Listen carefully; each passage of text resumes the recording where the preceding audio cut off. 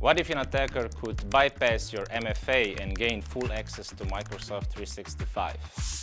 Many organizations believe that enabling multi-factor authentication is enough to protect their Microsoft 365 environments. But attackers have already moved beyond that.